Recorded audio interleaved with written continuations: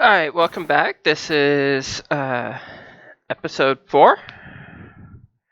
And where we left off was everybody got teleported with the city to another plane. It turned out to be the Abyss. They fought Beldoris and then teleported into the plane of, the realm of the gods. Had some conversation with the gods, and then they were resting, getting ready for a fight or a trial, and now as everybody's coming to, they notice that Deadeye's with them.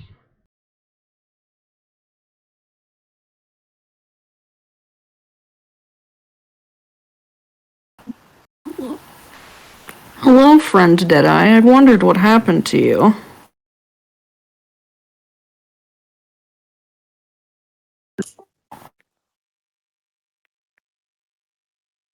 Rithiel is going to say, well, I had hoped for your sake that you'd not gotten dragged along on this little trip, but it is good to see you again.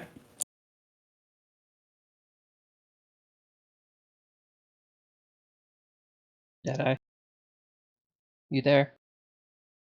If you're saying anything, you're muted. He had gone AFK. He might not be back. I don't know. Okay, so, well, Deadeye's AFK. The gods... I'll just say he's sleeping still. Yeah, Deadeye's dazed from the teleportation. The gods are like, Ari, you sure you don't want to start the path of cleric now, or are you going to go through this trial and make sure that you're worthy? I think the latter was the plan. I understand it's the gods talking to Ari. To Ari. Yep, that is what she would say. And then I forgot his name. John. John. Yes, I should have looked at your thing. John, you sure you don't want to follow any of us, really?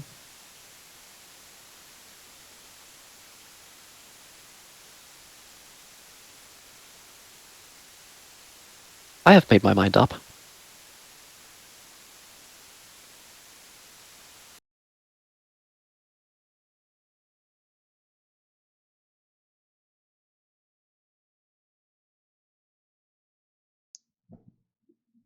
Kalith, you need to watch over your sister.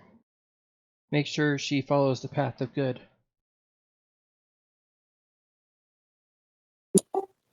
Understood. I'm back, sorry. Alright. You start Deadeye starts coming back to his senses after his teleportation that he was put through. It wasn't the most pleasant experience for them. And I should have said them. I'm sorry, I misgendered Deadeye again. And they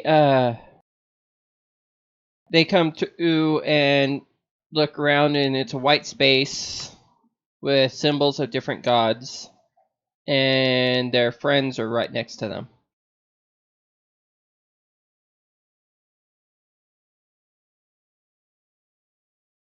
Hello again. Oh, I'm glad to see that you are alright. I wondered what had happened to you. It's a long story. I'll tell you later. Oh, I had hoped for your sake that you hadn't been dragged. You cut off. Haven't been what?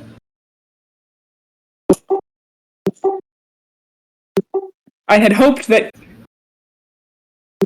Gosh darn it. I had hoped for your sake you hadn't been dragged along on this little expedition, but it is good to see you again. Me too, man. Gwen, if you pop out, or if you go into the Discord, and then select the pop out button, and then select pin to top, and put the little window somewhere in the map, you can actually just click the mute and unmute button. Oh, cool. I have it push to talk, but apparently my key is being a little finicky. Or you can even take the push to talk off, because you usually don't make a lot of noise.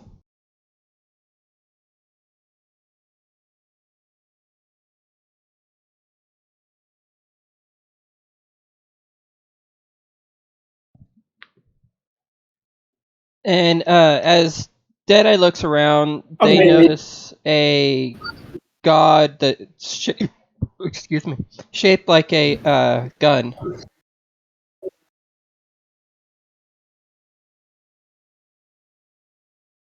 Huh.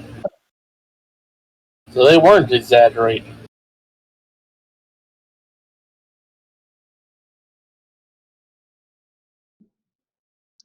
The god looks to you and says, Can you guys say again? hear me? Yes. I changed my Yeah. talk settings. Okay, perfect. The god looks to you, Deadeye, and says, "It's nice to see someone that follows the gun so religiously."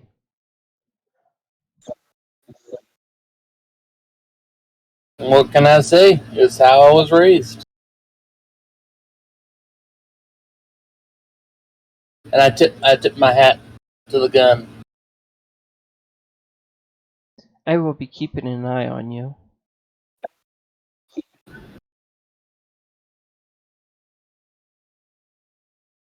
I'll take that as a compliment.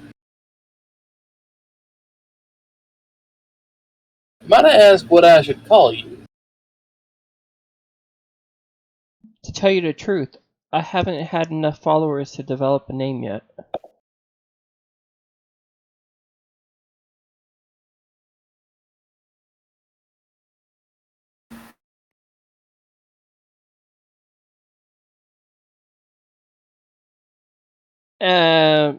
Make a religion check.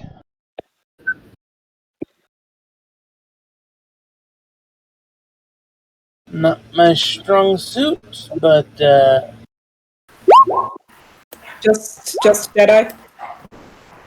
Anybody can make one.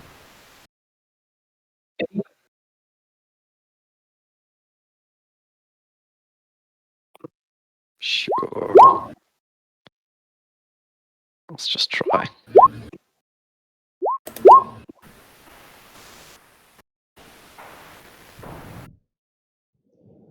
Alright. Kalith, John, Got an 8.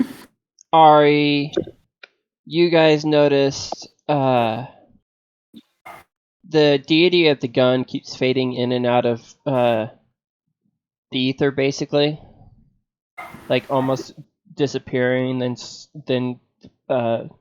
getting stronger again, then almost disappearing. Almost like it's a new god. Okay. Like a new god every time? Or No, like like the doesn't god hasn't quite existed very long. belong yet. Oh, okay. Well, that's interesting. I have a question about what the gun looks like. Is it just like a floating pistol, or like some intricately carved firearm, or like what am I looking at? What do I see? It keeps going between a very, very nice looking revolver that has glowing blue lines etched into it to a revolver rifle that has the same intricate designs in it. Gotcha. And it's just kind of hovering there, I take it. Yes.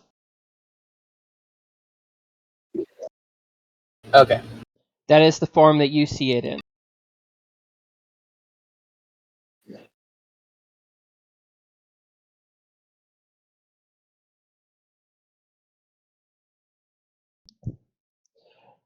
If you guys are ready to start the test, we have some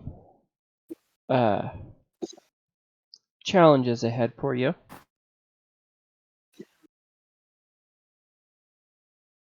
Well, I suppose we're as ready as we'll ever be. Yes. What choice do we have? Okay, first, you guys will be taking on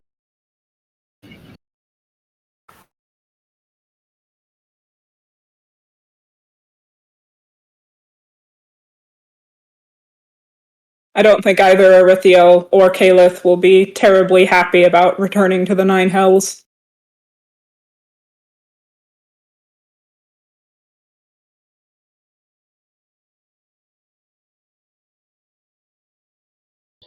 let's see.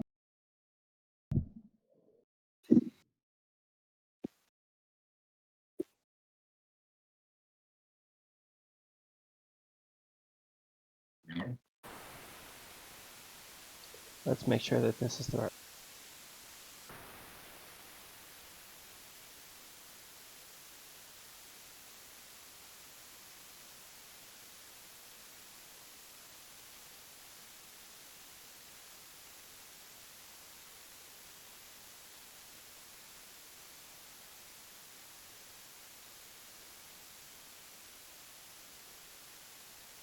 You guys will be taking on a planetar.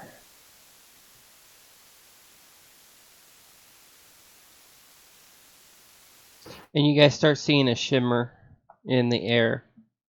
And each of the deities, they fade out of existence for you guys to where you can't see you or see them.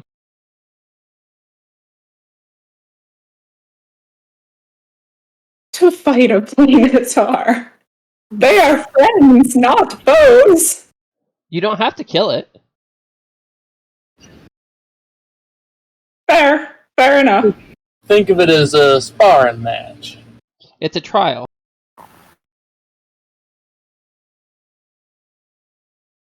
Well, if the alternative is heading off to the Nine Hells, I guess this is an improvement. I need everybody to roll initiative.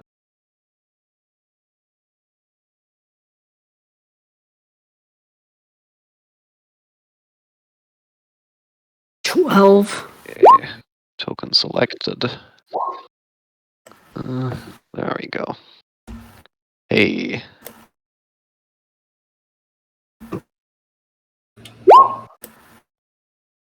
We're gonna Sorry, use. how do I type it into the turn order again? You can click next to your character to type it in. I was gonna say we're gonna use electric rolls for our turn orders, so that way it automatically does it, but that's okay. Deadeye, you need to I was going to say, I figured out how to select the token this time. How do I do it? I rolled mine, but I don't. Next to your token on the turn order, there is a 0, right? You click that 0, Yeah. and you can type your number in it, Correct. and then press enter. I can't click the 0. What'd you get? I got a 21. Also, I can't move my token.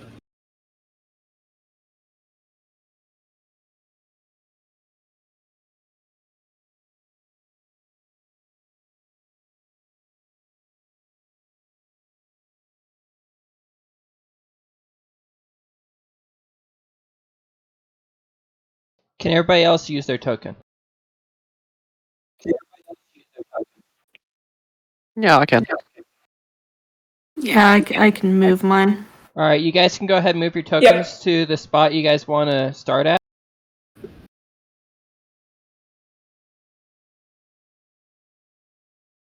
Oh, do we get to choose? Yes. This is outside of turn. How does that work out?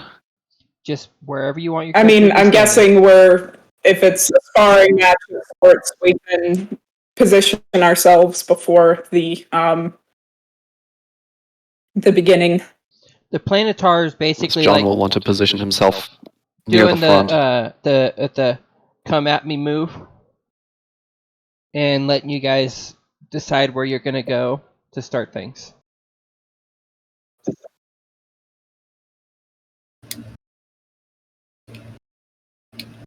Yeah.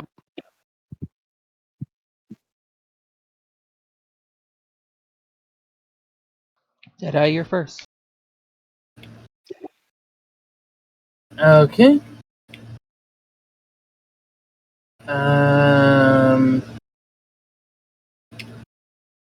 First, I'm gonna cast Hunter's Mark on the thing. Okay, it's Hunter Mark.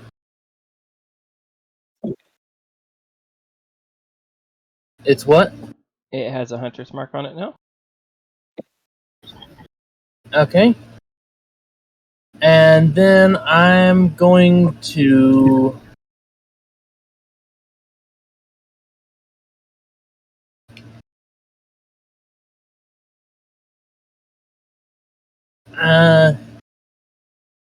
yeah, I'm just gonna make a regular attack against it.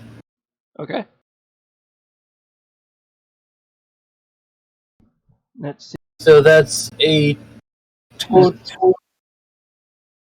total of 9 damage. It looks like, since I don't think I have sneak attack on it. 17 misses. Oh, well, okay then. I mean, it is a planetar. That's true. That's true. And I'm gonna stay where I am, I think. Wait, Okay. do you get a second attack? Not yet. I've got too much multi-class going on. Okay. Because there have been some issues with that in this party.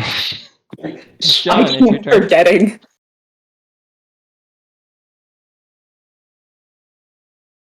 John's turn. Okay. John has been relaxed and a bit aloof, but now he seems more present and his body tense. Is that a word? Tensens? Tenses. Tenses? Tenses. Yep. Right. Okay.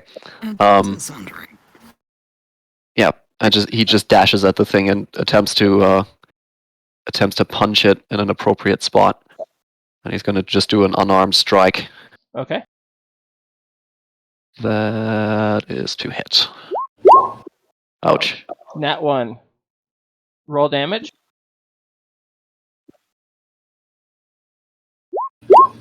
You take 5 points of bludgeoning damage.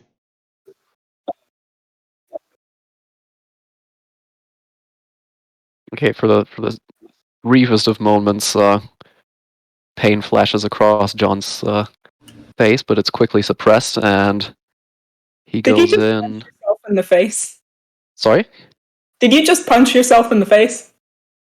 I guess I punched him in a No, hard place. As right? he pulls back his fist, he swings it forward and ends up hitting the Planetar's weapon.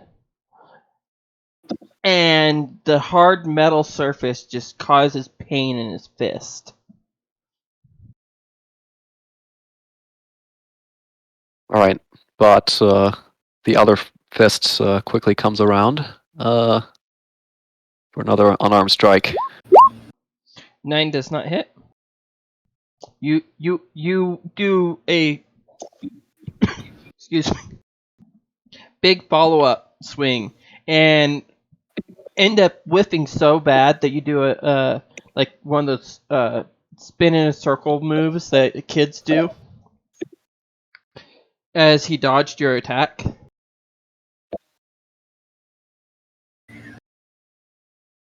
All right, flurry of blows, 2 more attacks. Okay. 1.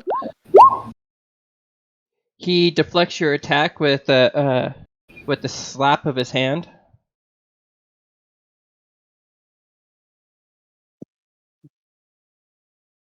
And yeah, I guess another one just. Oh, that's actually And he just sidesteps that one. As you swing forward, he just steps to the side. He just laughs at you. Okay. John is not irritated whatsoever. He remains tense but calm. And I believe that this is the end of his turn. It is the Planetar's turn.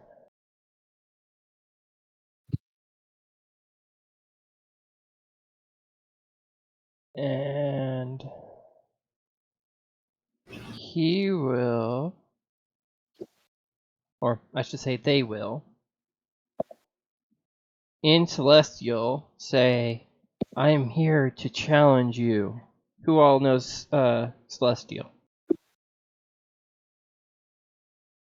Both Caliph and Erithiel. John too.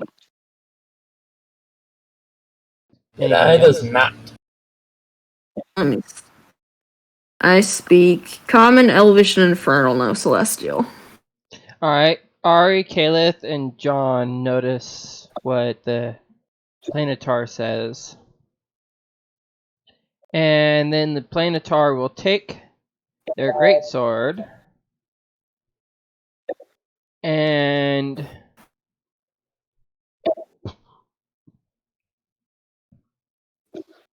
yeah, they'll do that. No, wait. No, they're not going to use the greatsword. Instead, they're going to do an unarmed strike and swing at John. I don't know why I used the digital roll, but I did. 13. Does that hit you, John? 13. Miss.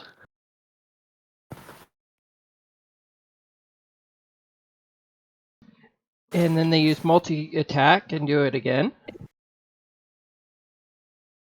7, 9, 10, 11, 12, 13. 14. Does that hit you? Nope. They miss twice, and they end their turn.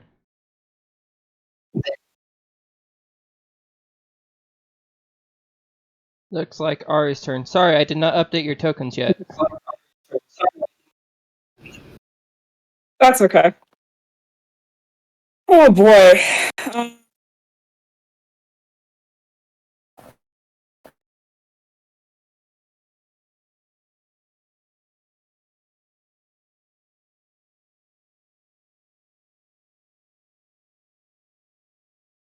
Can you resend the tokens in the Discord chat? Yeah. Okay. I can do that. I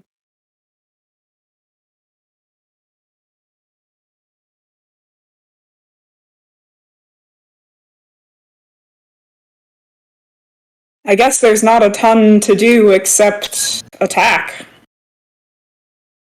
Okay. You could try communication. That is allowed. Yes, but if it's a trial by combat of some sort, you know, we're supposed to be fighting this thing. So if this is what the gods want of us, then we'd best actually do it. So she'll go up and swing her longsword.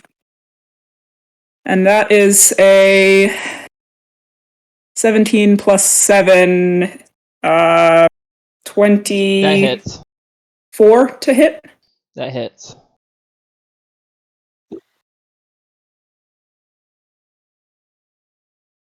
That's 6 points of slashing damage. Okay. 6 points of And slashing that's damage. the sword is magical, yes? Yes. It's the gun sword. It is magical, yes. Okay. Yes. So that's the first attack. Throwing my dice all over the place. The next is a 15 plus 7 to hit. That's 22. 22 hits. And another 6 points of slashing damage. Alright, so that was... How many points was the first one? 6. I rolled a 2 on damage dice both times. Okay. They are magical, so the resistance is not in effect.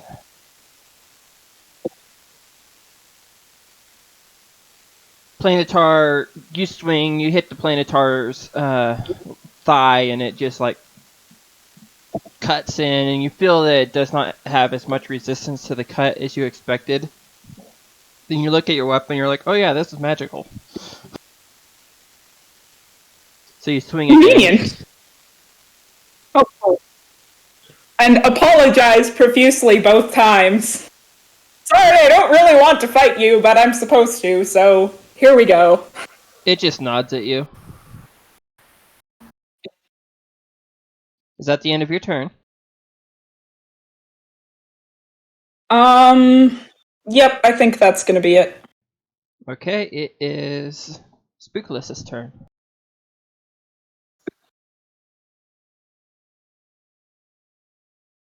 I think I'm gonna cast Sacred Flame on the Planetar.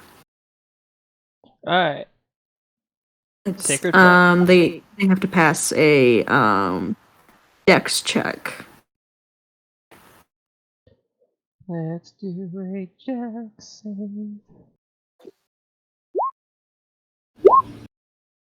I don't know why I rolled it on the electronic, but I did. 11. It had to meet or pass a 12, so that doesn't do it. I guess I get to hit them then. Yes. Okay. That is 8 damage. 8 points of magical radiant damage.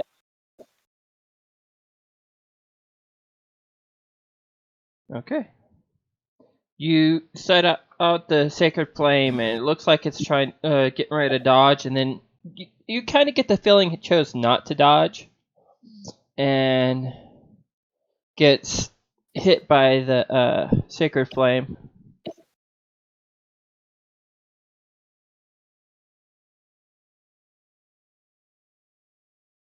Is that the end of your turn? Yeah, I don't think I can do anything else right now. Alright. Kayla's turn. I think she is going to cast Flaming Spear, and place it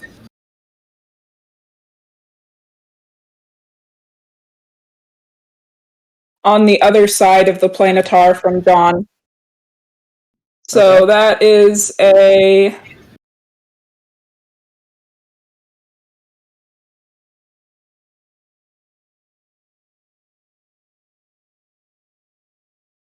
I guess that'll be on its turn.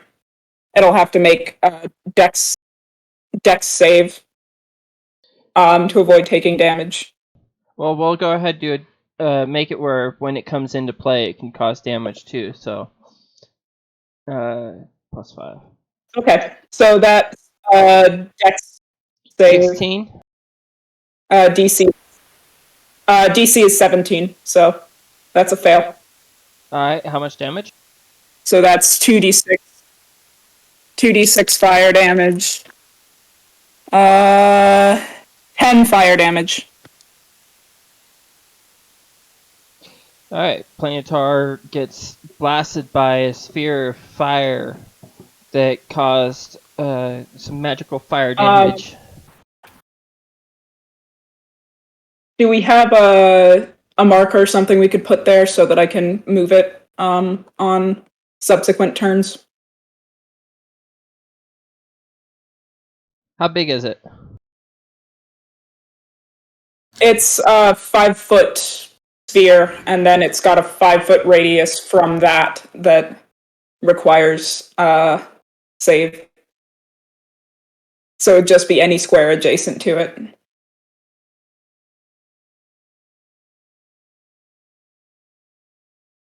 So just just one square, I guess.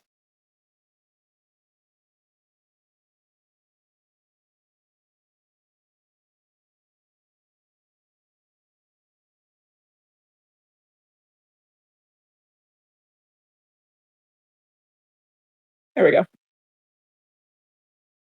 There you go. I don't know if you can All right. move it, but it's there. Do you mind? No, I can't. So I'll just direct where it gets moved, I guess. Okay. That's fine. Where did All you right. want it? That's where it appears, right where you've got it. So we're good. I'm not going to move it this turn. All right. Anything else? Nope. All right. Deadeye, it's your turn. Okay.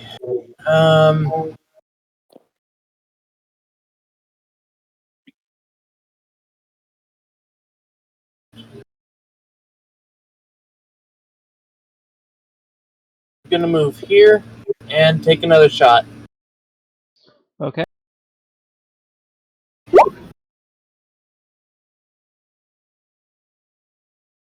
$21 hits.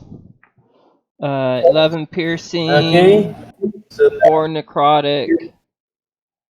Allies next to it, so 5 snake, and then your 3 points of Hunter's Mark. Yeah. That's 15, That's more like 19, 22 points of damage. That's a good attack. 23. 23. It's 23 points.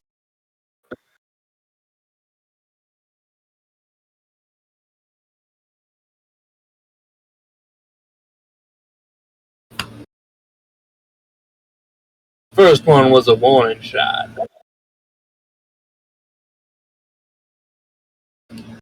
And that's the end of my turn.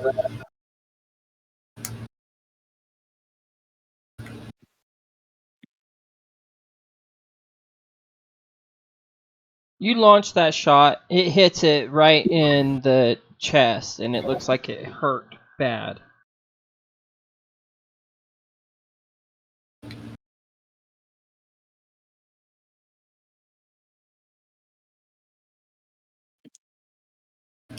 Stupid D&D app don't want to give me the Planetar stats without me having to be on the webpage. John, it's your turn. You see your friends just beaten down on this Planetar. You see Ari and Caliph apologizing profusely as Alright. they do And so. two of them are apologizing profusely. Yes. Okay, well, John's still locked in melee combat, so he's going to make another unarmed strike. Wait, that's not exactly... No, it's true. 18 19, don't hit. 18 hit? No. It barely misses. 18 doesn't hit. You, Okay, you second launch the attack. attack, and you actually hit the Planetar with your fist, but it just shrugs it off like you hardly even touched it.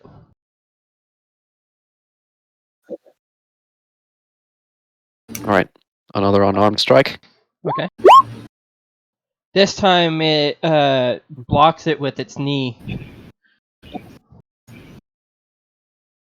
Alright, John is not as lucky as Gabriel. But he is persistent, so he's going to use Flurry of Blows again and make 2 This more. thing also is just plain hard to hit. I mean, we're fighting an angel. Damn it! This time it uses its wing to deflect your attack. It just brushes your attack off with its wing.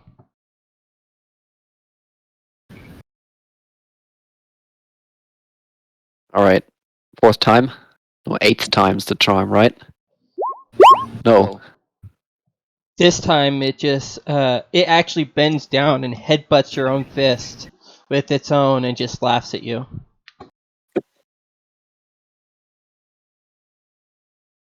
All right, I guess this position is pretty good. He's gonna stay there for now. Okay. Yeah, that's the end of my turn. 16. Does that meet the DC? Mine? No. Oh, for the flaming sphere? Yes. No. Oh. It's a DC 17. Alright. So it's any creature that ends its turn within 5 feet. Oh, okay. Well, it just stands there for the So it'd be at turn. the end of its So turn. it takes the damage. How much damage? Okay. Roll damage. That's another 8 fire damage. Okay. 8 points of magical fire damage.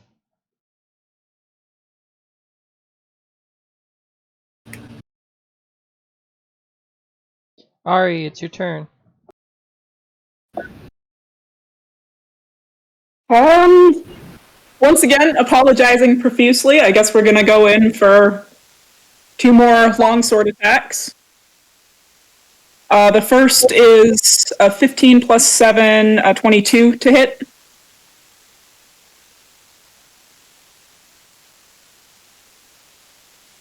I'm sorry, I wasn't listening. I was Which I'm responding assuming to my hits. wife. 22 to hit for the first longsword attack. That hits. 20. Okay. Geez, I like rolling 2s on this D8. That's 6 points of slashing damage. Second attack Points of magical is slashing damage. That's a 12 plus 7, 19 to hit. That just barely hits. All right, we'll go with it. More than a 2. That is 9 points of slashing damage. 9 more points of magical slashing damage. You slash out twice with your sword, and you hit it both times in the back of the leg. One time causes a slash, Sorry! and the second one actually goes right in the same spot, causing more damage to that same spot. It just looks at you and shrugs.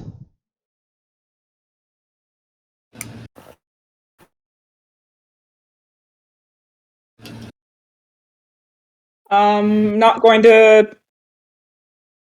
Did it? It didn't do anything on its turn? Nope. Huh, okay. I guess I'm just gonna hang out here then, since I'm not getting walloped in melee. Spookless, your turn. Although even if I was getting walloped, I'd probably stay. Okay, I think I'm gonna move in closer, and then I would like to attempt to cast Inflict Wounds. As you go to cast a spell, you notice that your magic works the way it's supposed to again. You no longer have to worry about the gun being your focus. But you are attuned to your gun with your class.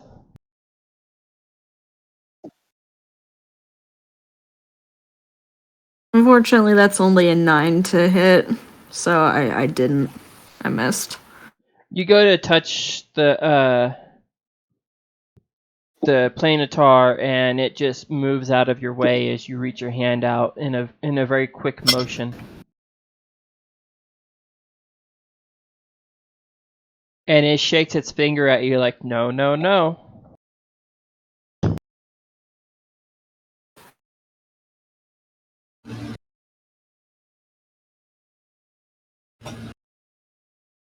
Do you do anything else? Maybe the spookless that made him a little frustrated, because at this point he's just hoping that if he gets this book back, that he might be able to go home soon. So he probably just kind of just makes this noise of annoyance, and then I will end my turn. Okay, it is Kayla's turn. All right. First bonus action is going to back the sphere up and ram it into the planetar, so he has to make that saving throw again. Okay. That'd be another 16. I don't know So why this dex die wants to save. keep rolling 11s, but it does. The DC is a 17, so that is a fail. Okay. So that's roll another. Ooh, that's 11 points of fire damage. 11 points of And magical fire then damage. she is also going to cast Sacred Flame, which requires another dex save. Okay, I'm not gonna lie, I had another 11. I'm gonna check and see if this die rolls anything else. Oh, that one's a 7. So, yeah, it's 16, so I failed the DC. Neither of those fails. Well, it was DC 6. So that is 2. Yeah, so the DC is 17.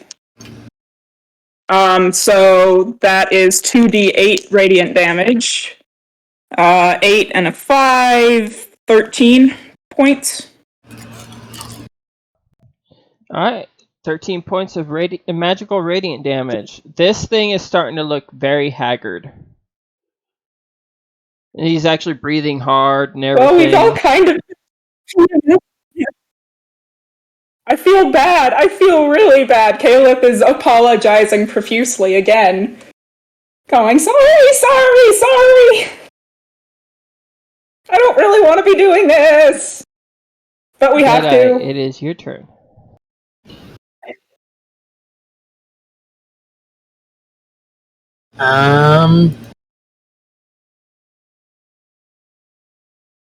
Gonna take another shot. Not Okay. really understanding why everyone is, why people are being so apologetic and unhappy about this. Well, you have a paladin and a cleric fighting an angel. No, out of character I understand. In character, Yeah. Deadeye is confused. That's fair. It's like, you fools, if you feel bad, why are you doing it? Deadeye, make a Sorta, kinda. Constitution saving throw. Should I roll my the Hunter's Mark damage? Yes. Okay. You launched a shot. And It hits Constitution. It hits it right in the shoulder, and it screams out in pain for the first time since you guys started fighting it. Your hunger goes up by 1.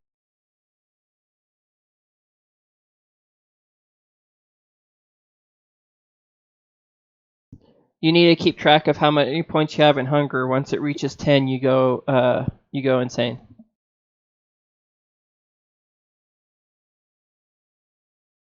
I'm thinking I had somewhere down where I was keeping track of that, but I'm not seeing it. It's okay. Just keep track somewhere else. Okay. All right. I was full before this. Do you end your turn? Yes, I was full before that one, the gain I just got, right? Yes. I topped up while I was, yeah, okay. So if you have like arrow marker circles or something like that you can use, just find 10. Basically, just keep track of up to 10.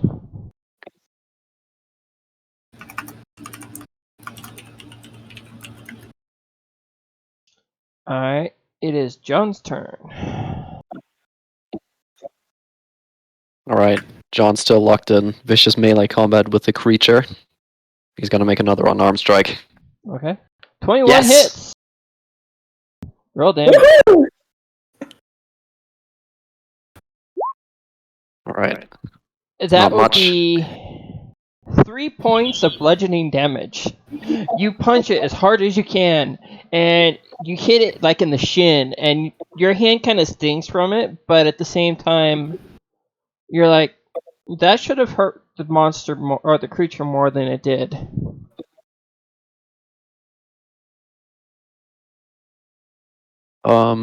Wait, somebody earlier said something about a magical weapon being useful. That's only for slashing. Yeah. Only for slashing. Ah, okay. Okay. Oh wait, from all non-magical Well, attacks. Never mind. Oh, it's also resistant to radiant Yeah, damage. so it Well, yes. well, since John is a 6th level monk, his unarmed attacks do count as magic damage. Okay.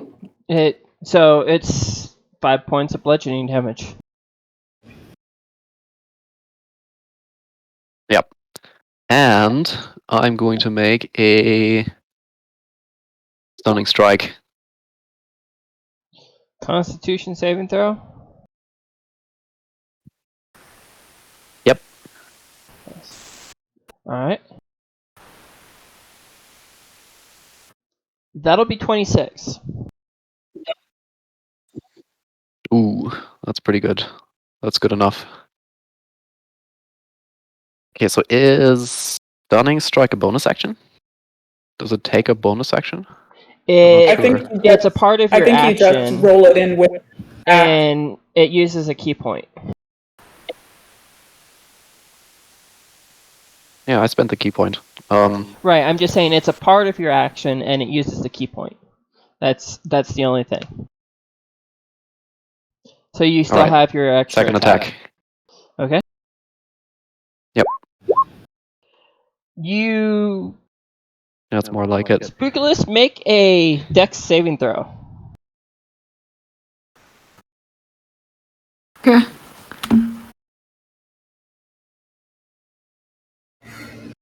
18. You barely move out of the way as John's kick or punch turns it somehow into a roundhouse kick that ends up whiffing right past your head.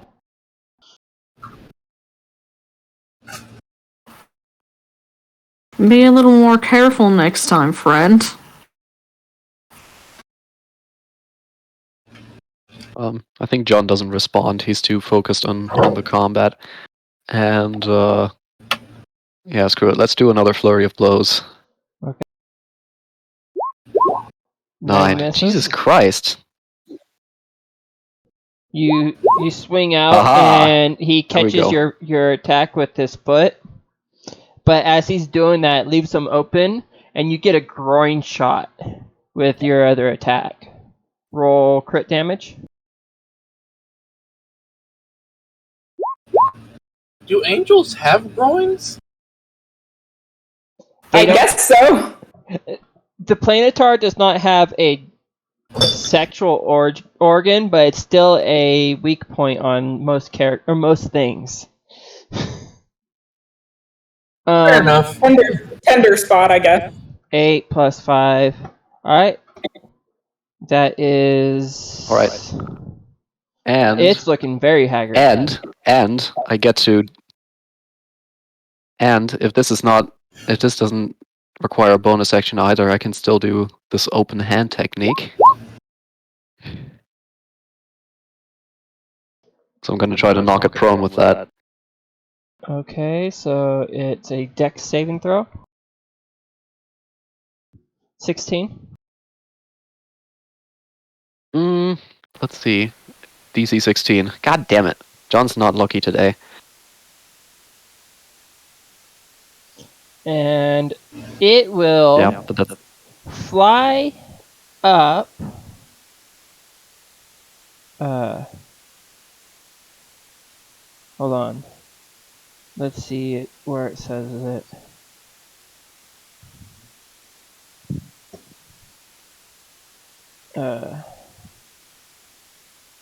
It's supposed to not get opportunity attacks against it.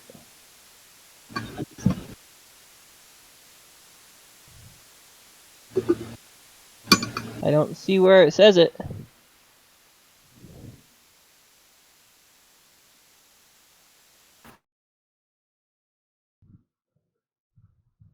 Well, it will fly up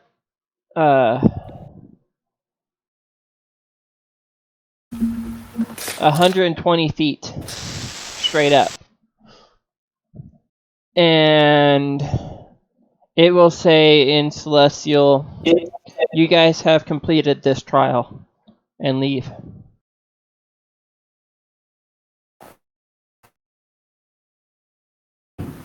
Cool. Not understanding Celestial is like, so we done? Caliph and Ari are both going to bow as well. Okay. It would appear so, yes. And I think Ari notices that she's got a little bit more use of her paladin abilities. Ooh, awesome. She can actually do things again other than hit them. She can now utilize half of her lay on hands. Let's see, I gotta pull up her character sheet.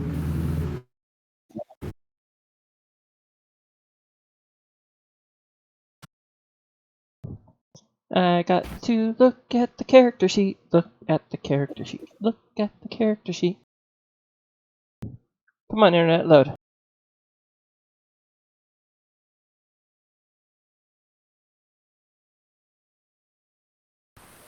Alright, she can use her channel divinity, Okay. her divine sense she can use twice, and half of her lay on hands. Okay. Okay. Which I think is 15 points or something. Right.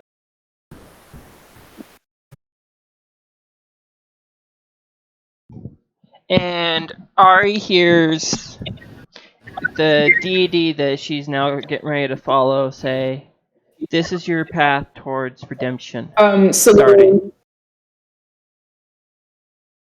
Okay.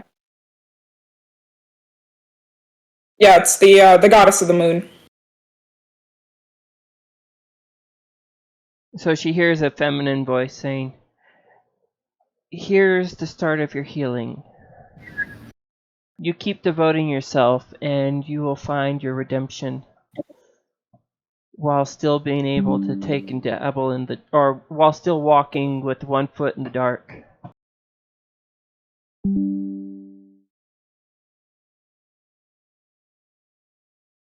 Embracing the darkness but shunning the evil. Got it. I can do that.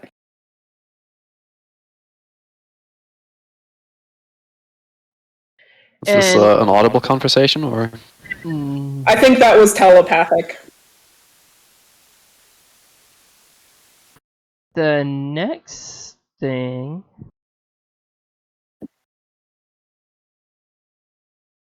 is you guys hear the gods say, "Alright, time for the next trial." Everybody goes back to full HP. Do I get my key points back? Yes. Alright, nice. Dang it. The flaming sphere is still hanging around. It still had like 8 rounds left.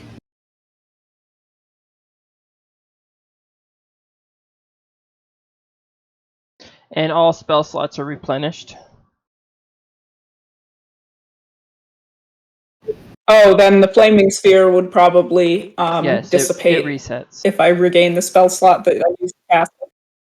Okay.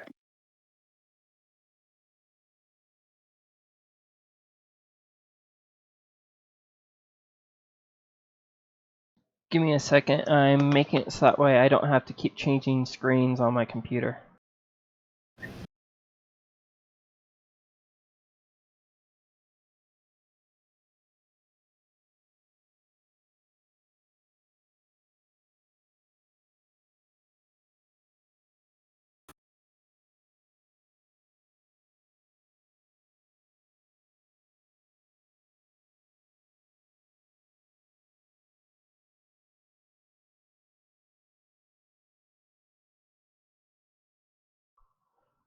If you guys need to take and use the restroom or something real quick, you can while I'm getting this set up.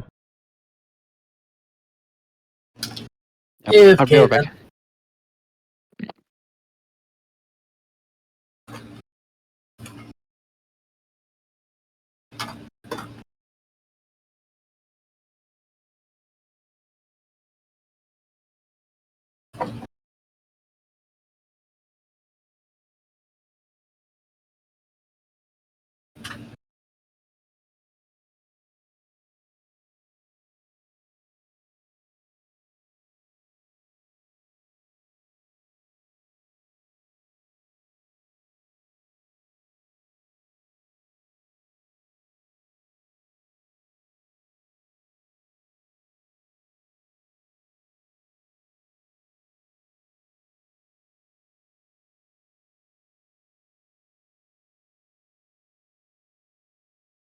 I'll be right back.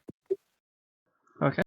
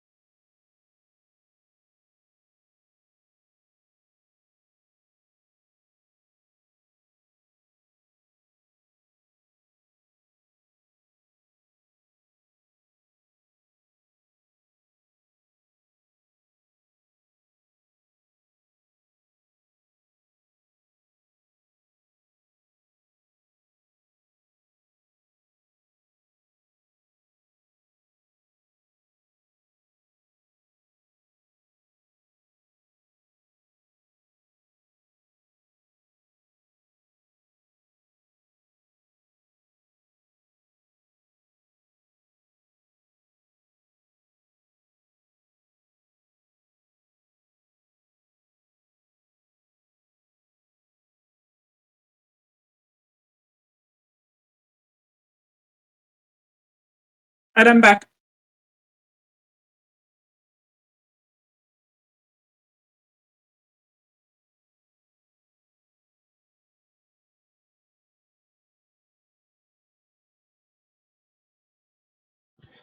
Okay. Is everybody back? Yep, just got back. Alright. You see another angel that pops up, but this angel looks Yeah. different. And it is a Battle Force angel.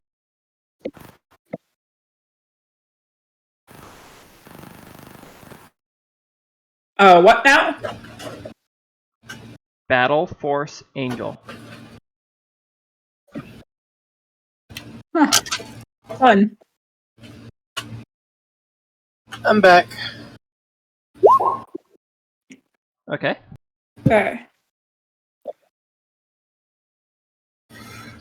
And it says in Celestial, "It is my turn to test you guys." And it's a very feminine looking angel.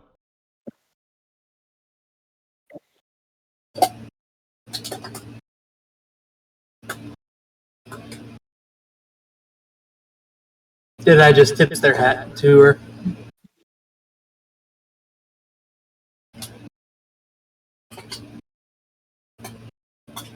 Aelith and Arithiel both looking rather odd, I guess, would probably be the best word. And you see another one appear next to it.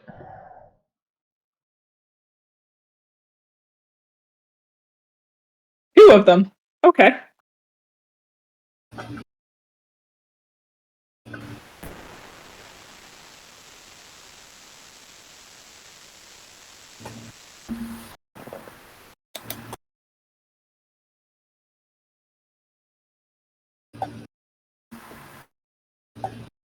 Everybody make a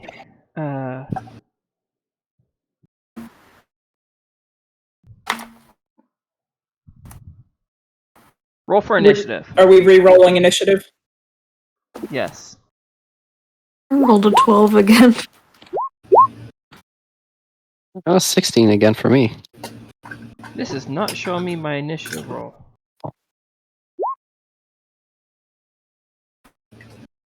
Oh, they don't get a bonus, or they get a +1 bonus.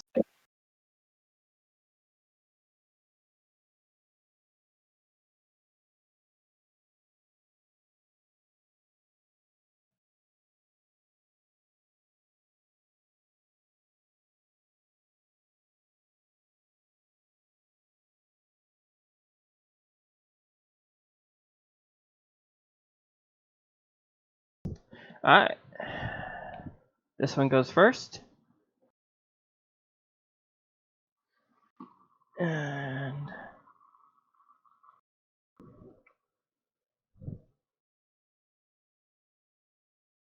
it uses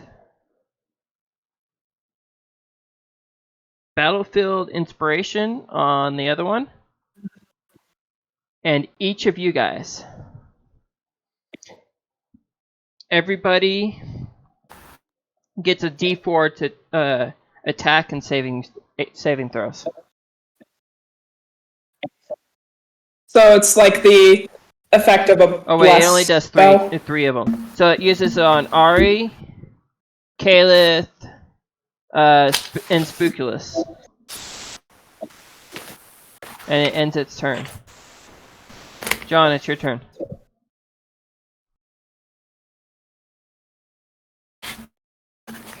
Alright.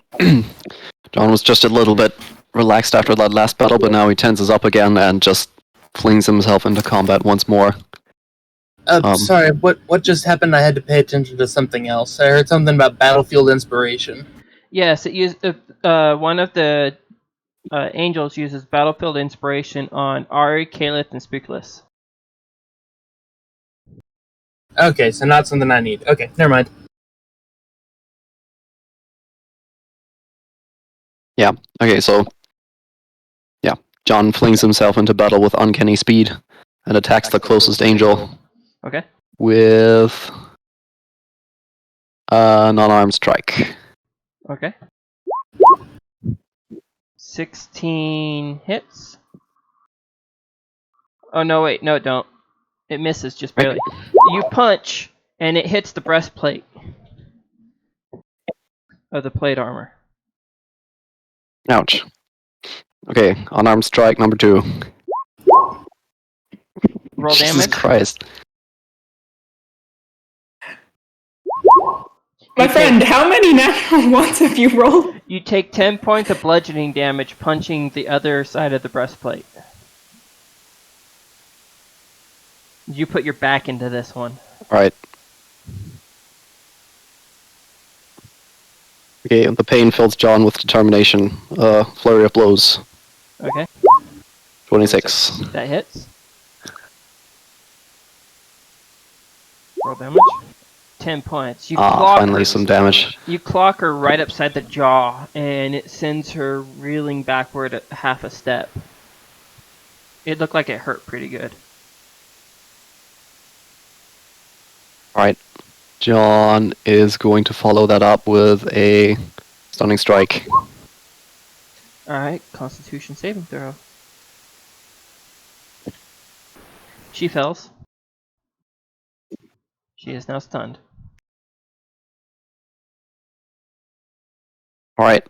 Then I still get my second flurry of blows attack. Yes. 21 hits. Roll damage.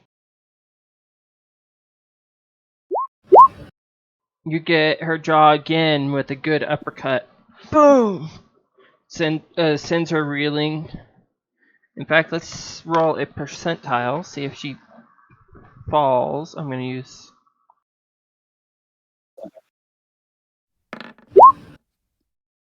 She manages to not fall on her ass.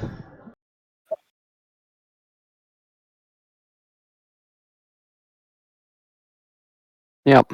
Well, John is pleased with himself, and that's the end of my turn.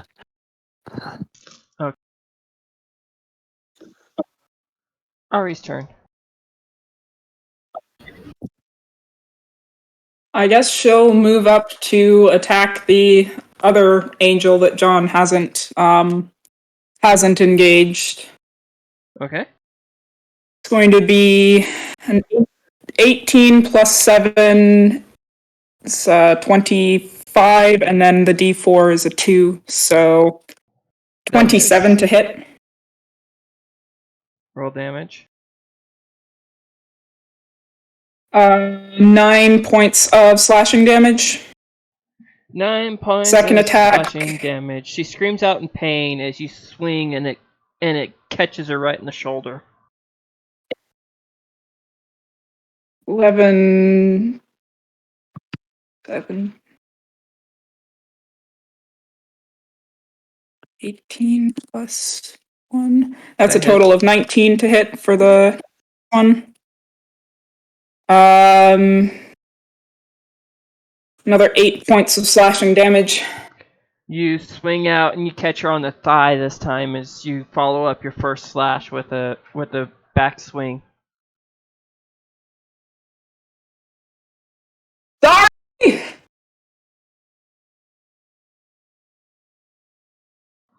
Do you end your turn? Can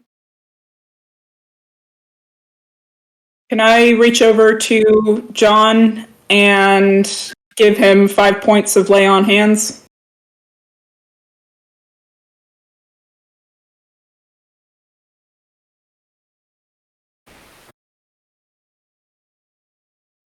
Yes, you can use 5 points of lay on hands on John. Oh, heals. Yep, so that'll heal half the damage you took, anyway.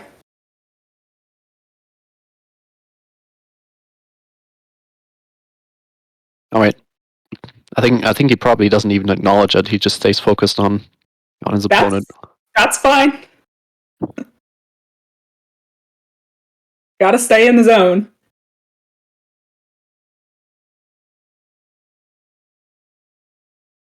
Alright, I think that's it. Okay. Spookless, it's your turn. Okay, I'm going to move over here if I can. And I think I'm going to cast Witch Bolt at 3rd level. Okay. What does Witch Bolt do again?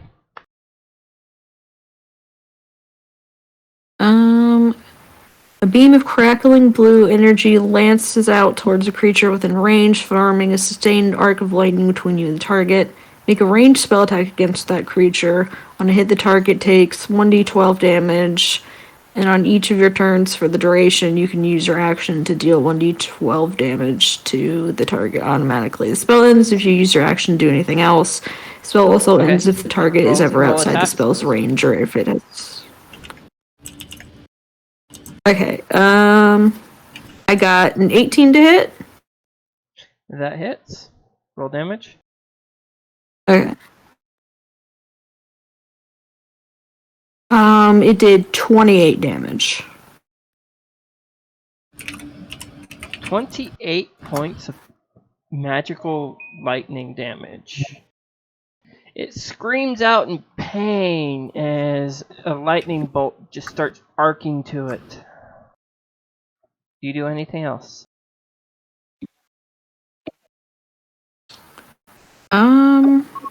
Let me see. Can I...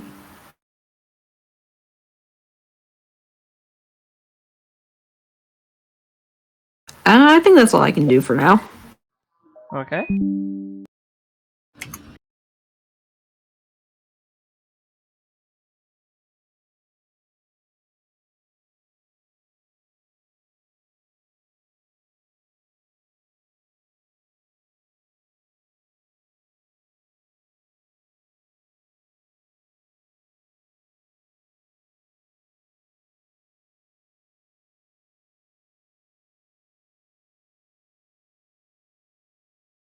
It is Deadeye's turn. Okay. There are 2 of them, right? Yes. Yep. Which one looks more wounded? The north one? Yes. Then that's the one he's gonna aim at. Not casting Hunter's Mark this time. Okay. 24 hits. So you do 4 points piercing, 2 points necrotic, and 3 points sneak attack damage. For a total of Correct. 9 points of damage, magical. This thing screams out in pain as the necrotic energy pulses through its body as you shot it in its breastplate.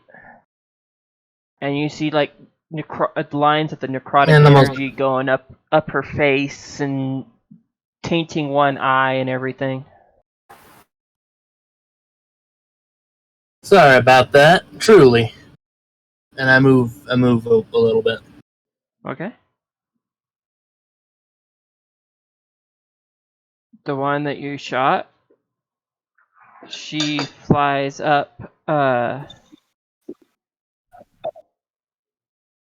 40 feet above the ground, and then another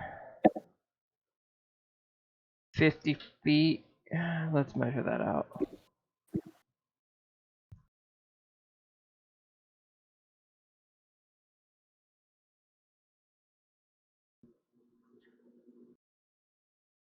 And goes here. And she does not provoke opportunity attacks.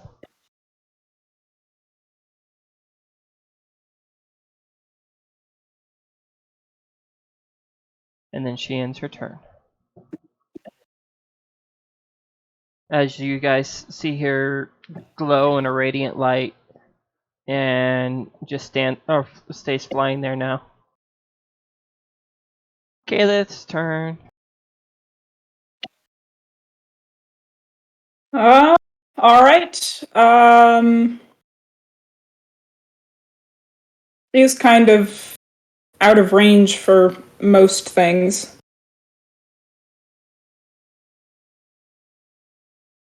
And I don't know, maybe has withdrawn from the battle for a reason as well. So I guess Caleth is going to cast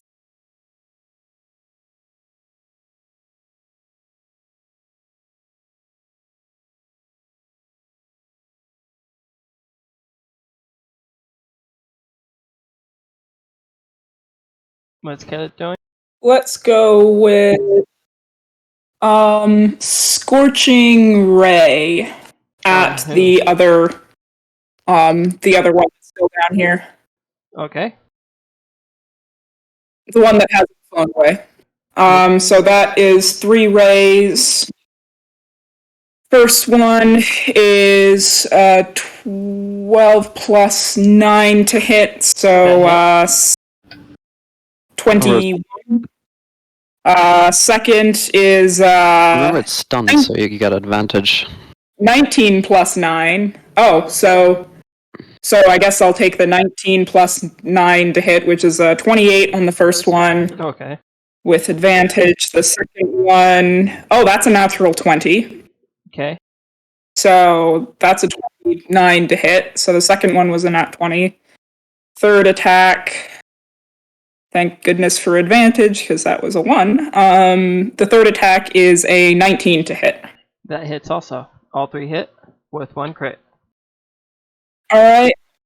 So that's 4d6 from the 2 non-crits, and then another 4d6 from the crit.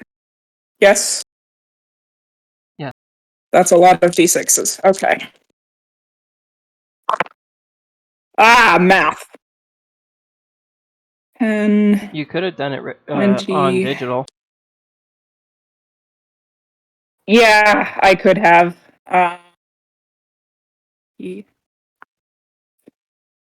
30. Grand total of 32 points of fire damage. Ooh, fire damage. She's resistant to fire damage. So, half that. Alright, still 16.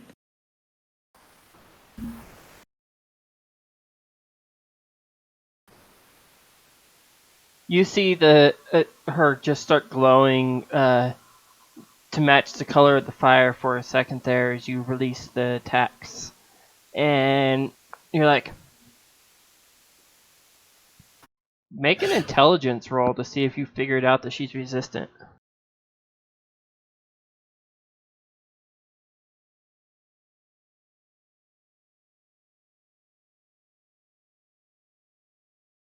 +2. Say 15 plus just a straight intelligence. Yes. 17. Yes, you get the feeling that she resisted your attack. Alright. The witch back to radiant damage! Okay. That's gonna be it this turn. Okay, it's her turn. She's stunned. John, your turn. Alright. I believe Unarmed Strike. That hits.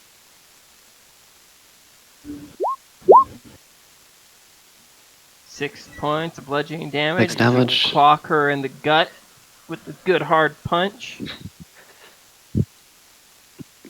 And another stunning strike. Okay.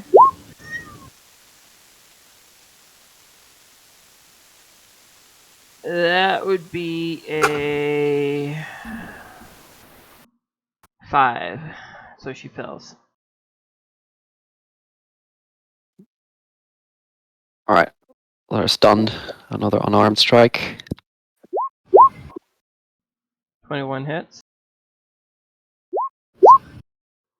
Another 6 points bludgeoning damage as you clock her. She's looking haggard. Alright. That's my turn, I think. As John ends his turn, she glows golden and flies away also. And you guys here in Celeste, that's trial number 2 down.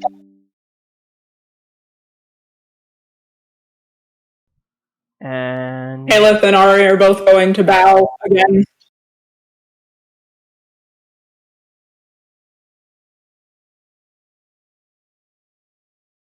Yeah, I think John's gonna bow as well. He's gonna...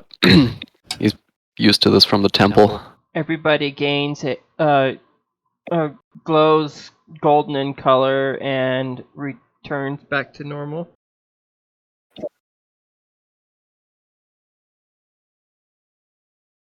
What do you mean returns back to normal? They get their like full rest.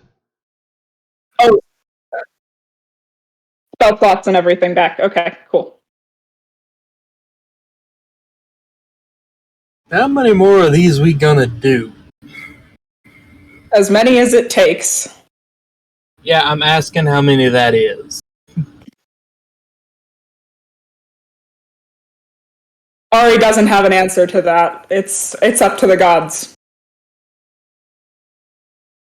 Did I take a moment to reload?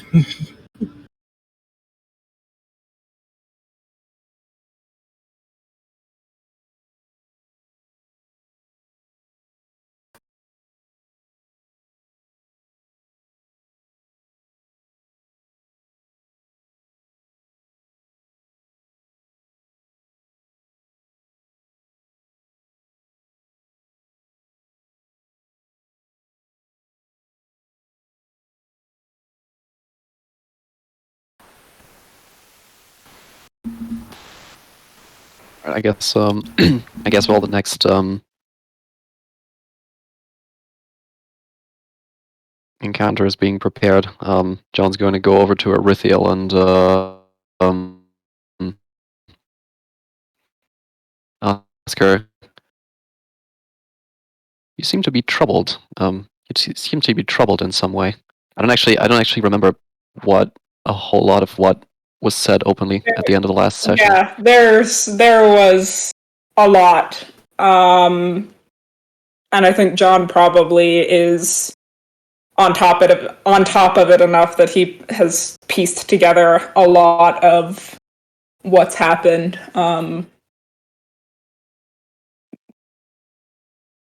Although he wasn't in the party when Ari and Caliph got sucked into a portal and then underwent this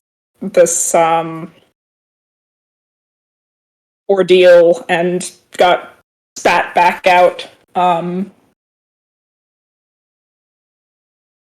But I guess she's going to kind of nod gravely and say, well, yes, I've been going through quite a bit recently, but I'm starting to feel more my old self finally. But I appreciate your concern. If it is a trouble of the mind, I may be able to help. The monks taught me many techniques. I'm not sure if it's a trouble of the mind versus a trouble of the divine soul.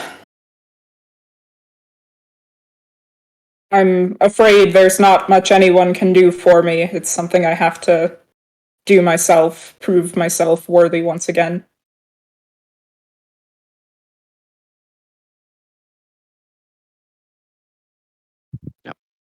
John nods, bows, and withdraws somewhat again from the party, I think. Just a little bit. Just a little bit of distance. A large rift opens up. You guys smell sulfur. And a pit fiend walks out. Oh, great! The gods are like, Wonderful! This is fantastic. Defeat this creature, and you guys have your path to continue your journey. And everybody gains 1 inspiration point for the rest of this session. All right. We get to position ourselves again? Or, I think we'll probably have to re-roll for You guys initiative. are where you are, but you get to re-roll for initiative. alright.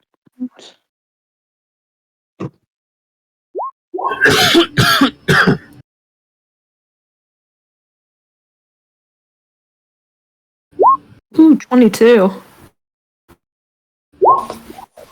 Let me type that in.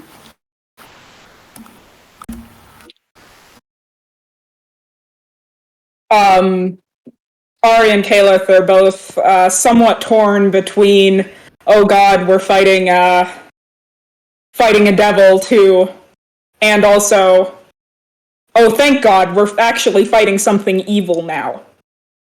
This is what we're meant to do.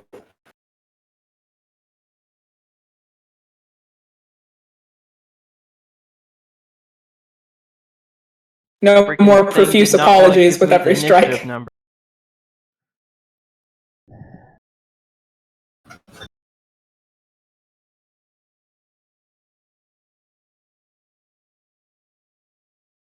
Yes, cognitive dissonance is the most terrible thing, John says. Did everybody do their initiatives and make sure their character has the right number? Yep. Yep. Alright, it's the pit fiend's Yes. turn.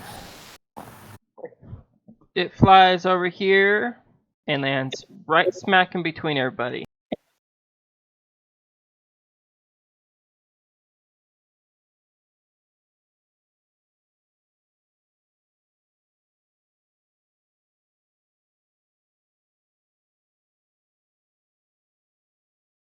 And then I have a feeling this thing won't hold back. everybody needs to roll a...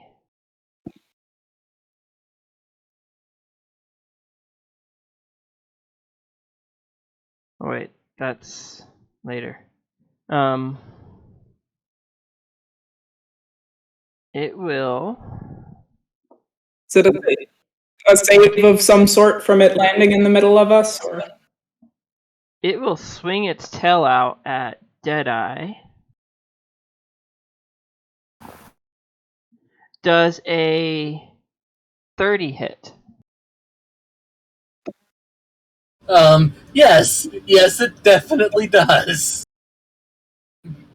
Alright. Wow.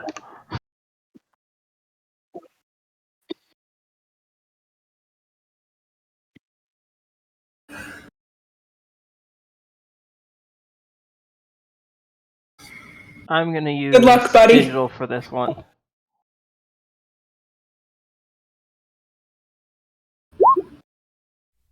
$22 points of bludgeoning damage. Oof.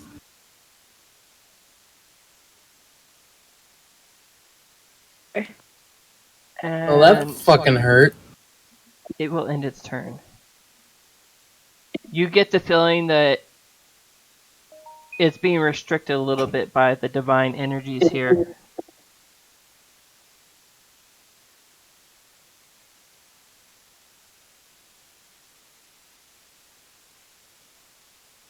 Spookulus, it's your turn. No, that is Okay. just a I need Let's you see. to make a wisdom saving throw. Okay. You're within 10 feet of Ari, so you get a +4 to your saves from the Aura of Devotion. Okay, I rolled a 12, so I guess that makes it a 16. You are frightened. You cannot get closer to the creature, and attacks against it have a disadvantage. Okay.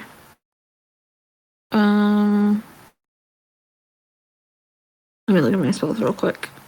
I forgot which one I was going to hit him with. Oh yeah. I'm gonna try to Sacred Flame, I think. Okay.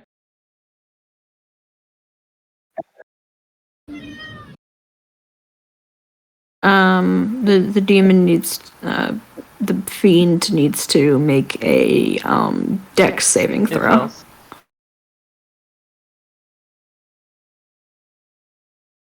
You cut out, I'm sorry. It fails. Okay. 8 plus That 3, is that's not 7 gonna pass. points. Yeah. That's 7 points of radiant damage. 7 points of radiant damage. It seems like it's actually a stronger hit than it should have been. And it screams out in pain. Nice hit, Spookulus. I was just hoping that that would do that, so. I guess I end my turn. I don't think I can do anything else. Deadeye, it's your turn.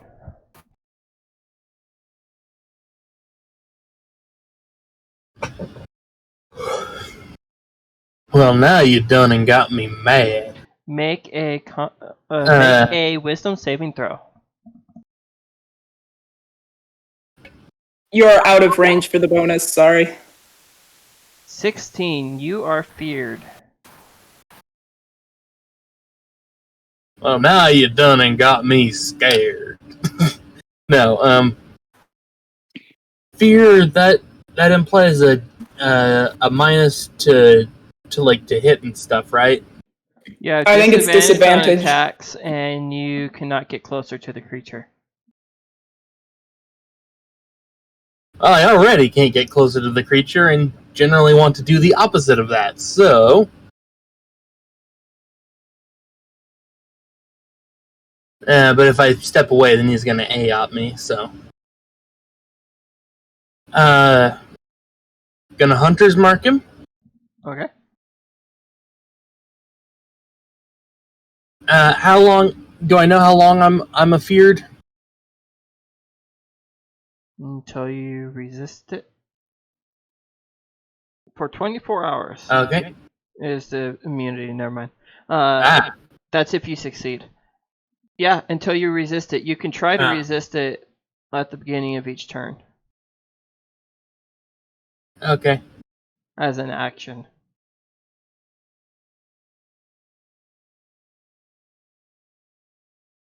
Oh, as an action? Right. Or do you just get to repeat the save at the beginning of each turn?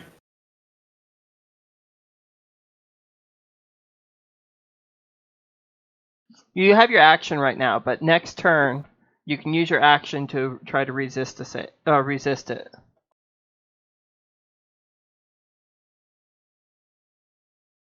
That's wow. That's some lingering fear right there. Well, this is a DC. Yeah, this is a.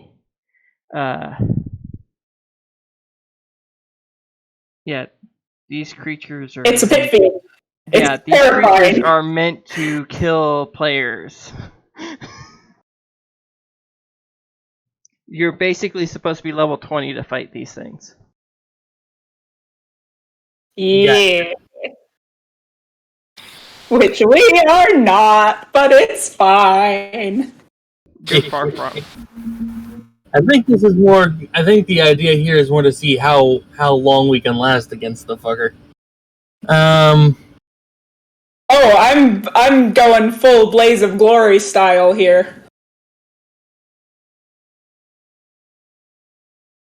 Oh, and of a similar. Deadeye, you gained one more point of hunger from your damage earlier. Okay. On a similar note, I'm going to use my point of grit to make a Deadeye shot. So, giving myself an advantage, which cancels out the disadvantage for the shot. Okay.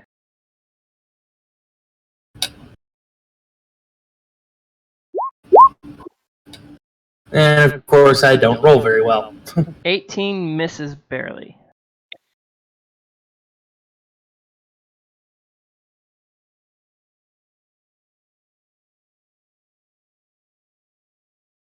Do you do anything else? I've used bonus and regular action, and if I move, I'm gonna get AOP'd. So no. You sure? Okay. Okay, let's turn. All right. She is going to cast Spirit Guardians, Ooh, which is 15 foot radius. Here, I'll So it's going to be a DC 17 Wisdom save. It's a 15-foot radius from her, and I am choosing fiends as the. Well, let's see if I can actually post the Natural 17. we got. There we go. So natural 17. so it takes half damage. It takes half damage because the DC is 17. But yeah, so it's surrounded by angelic kind of spirits. I am designating that all of our party are unaffected, so it's just the pit fiend that's affected, and takes half the radiant damage. So 6 points of radiant damage, doubled to 12 again, I think. Yes. You feel that the magic is stronger than it should be.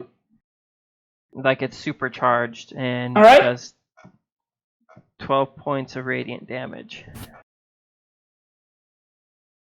Yep, and then its movement is halved as well. Okay. Well, it's within 15 feet of Caliph. And it'll take that damage again when it starts its turn. Okay. And that's her action. I think that's going to be it for her turn. John's turn. He needs to make a... Oh, Caliph, I forgot. Roll for fear.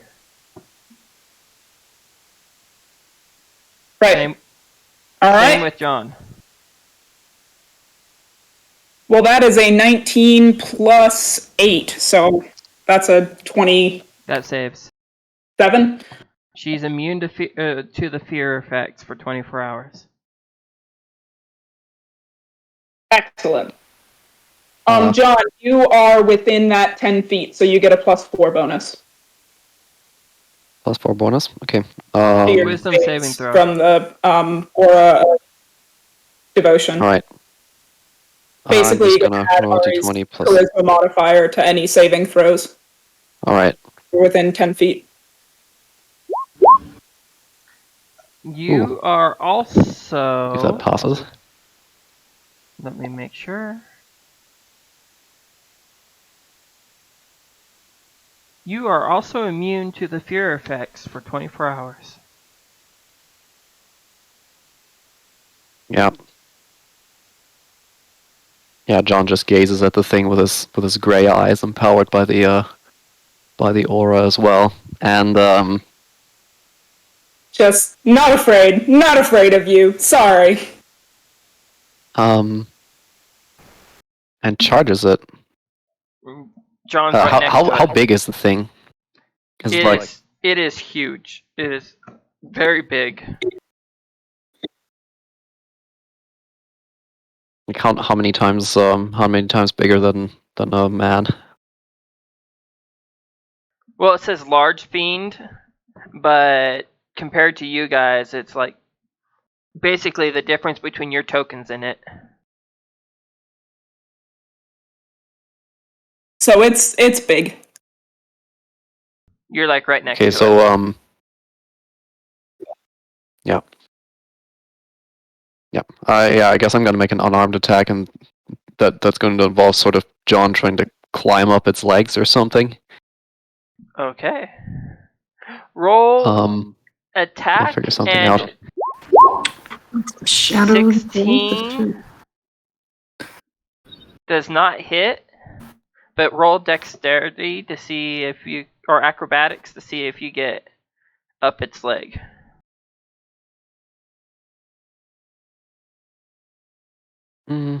Acrobatics.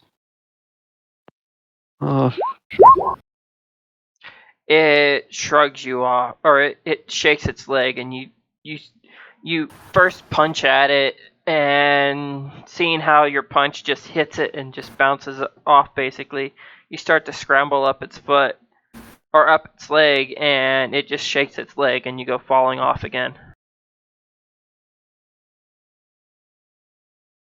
Do I still get a second attack? Yes.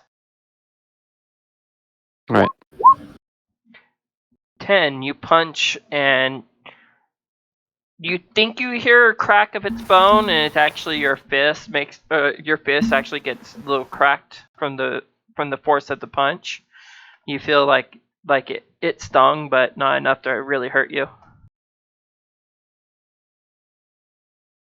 Just crack your knuckles against it. All right. Persistence. Flurry of blows. Okay. 22 does hit. Roll damage.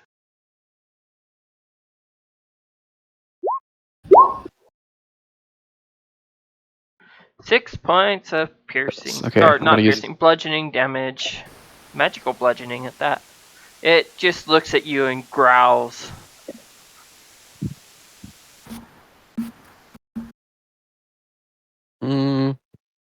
So he's gonna use open hand technique. Okay, that's a dexterity saving throw.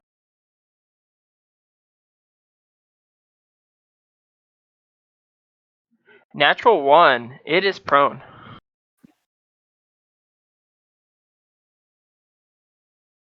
All right. Prone. I don't get advantage with attack rolls, right? It's only Melee attacks, you get advantage if Yes. something is prone. Ranged attacks, you get Magic disadvantage. and ranged attacks okay. have disadvantage. Alright. Then he's just gonna try to... Right, it's prone, so he actually can just, like, go up to his face and... unarmed strike.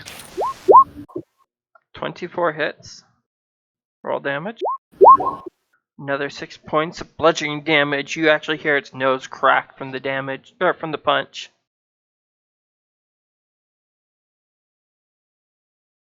And that's it, my turn. Ari, roll for fear. Wisdom saving throw. That's gonna pass. That's a 17 plus 9. So Yeah, that passes. 26. She's immune to the fear effect for 24 hours. Alright. Gonna go with 2 longsword attacks. They both have advantage, yes. The first is going to be, what's her attack? Plus 7. 67. 23 to hit. That hits.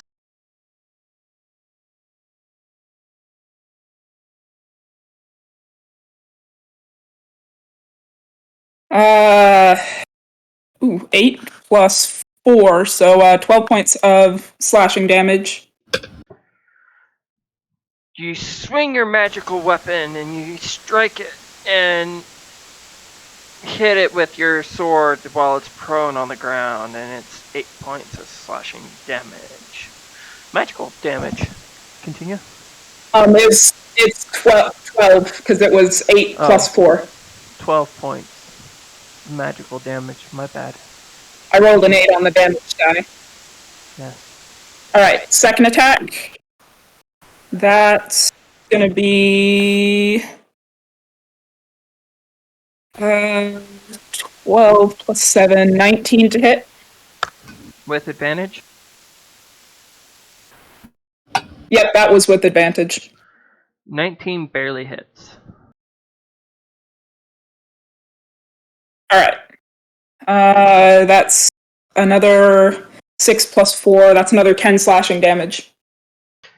You swing out and you feel a good deep cut for another 10 points of slashing damage. Surprisingly, you hit the same spot. And you feel a surge of your divine energies, and you get and your divine smite activates for that attack. Roll smite damage. Oh, cool. Let's see, what is that at this level? Yay! I finally get to start being a paladin again! A divine smite.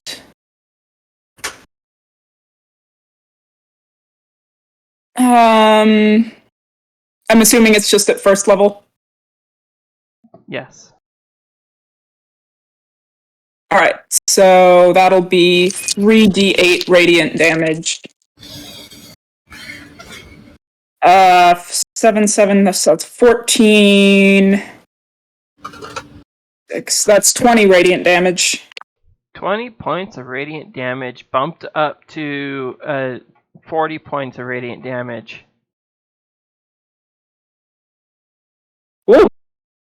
It screams out in pain, and infernal it says, "I'm going to eat your souls." And she is going to respond in infernal and say, come get me. So hopefully he won't attack anybody else. Please. That's my goal, is to keep him from just roll for yeeting Deadeye. intimidation. Thank you. Alright. Intimidation is plus... That's a natural 20 plus 4, so... 24! Okay, give me a second. Yep, that's a low enough roll. Ari is just going to like dramatically rise off the ground because she's got wings and just go like, "Come at me! I have been waiting so long to have something evil that I can actually fight." That was and the pit fiend goes from prone to fetal position. that was a 6 Yeah. plus 6. So yeah, you no, it'd be a 6 plus 10. Yeah, you definitely got this thing focused on you. Excellent. And yeah, I mean, I'm just gonna hover 10 feet above the ground. Okay, that's the end of your turn though. It is the pit fiend's turn. Yep. The pit fiend will As, swing you its know, mace Ari just basically said, at "Come at me, bro." Ari's face. That would be a 16 to hit. AC's 18. And it will do a claw attack at you.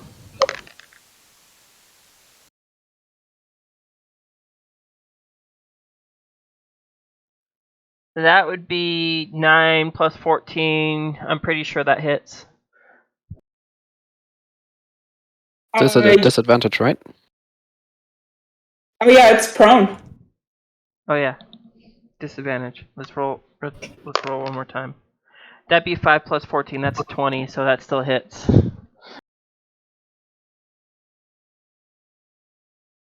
I think 5 plus 14 is 19, but it does still hit. Math. Barely. I did math wrong, but yes.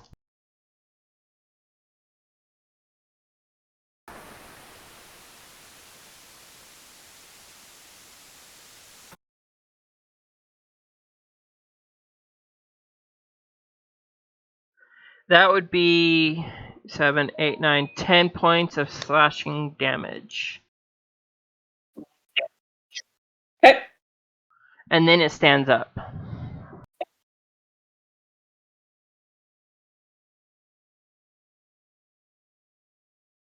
And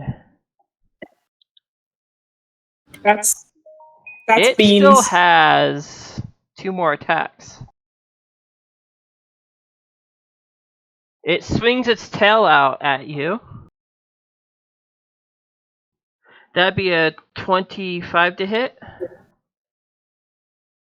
That hits. 3d10.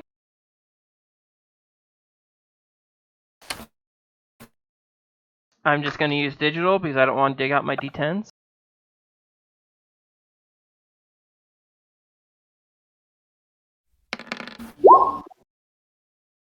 $20 points of bludgeoning damage. Alright. And it still has 1 more attack. It will bite at you. That'd be a 16 to hit. That misses. And that would be the end of its turn. You kind of pissed it off. Good. I mean, that was my goal, is because I can take those hits reasonably well. So I want it beating up on me instead of Deadeye or Spookless or somebody else.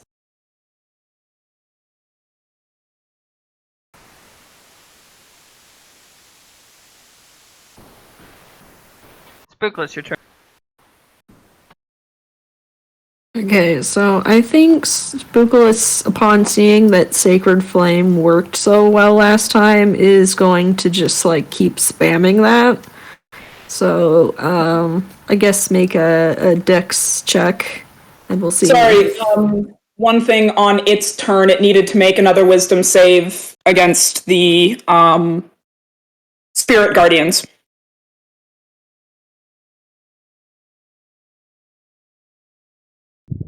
That would be a 21 for Wiz.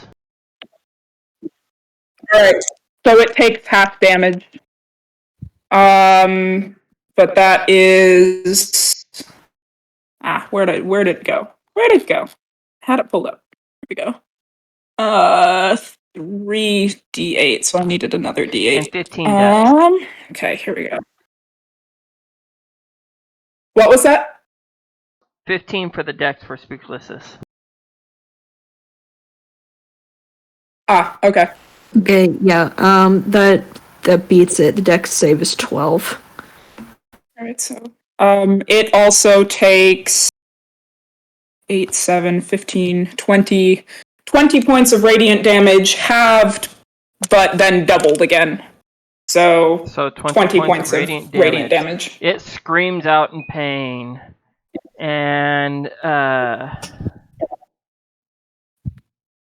yeah, it screams in Infernal. I'm gonna eat you. It needs to do that at the beginning of each of its turns if it's within that 15-foot radius of Calith. Right. So, Spookulus, do you do anything else? I think since Spookless knows Infernal, he yells back, "Just try it." And then I end my turn because I can only do the one action. Okay. It is Deadeye's turn. Okay, I'm gonna take an action to try and resist the fear. Okay. Roll a wisdom saving. You are still feared.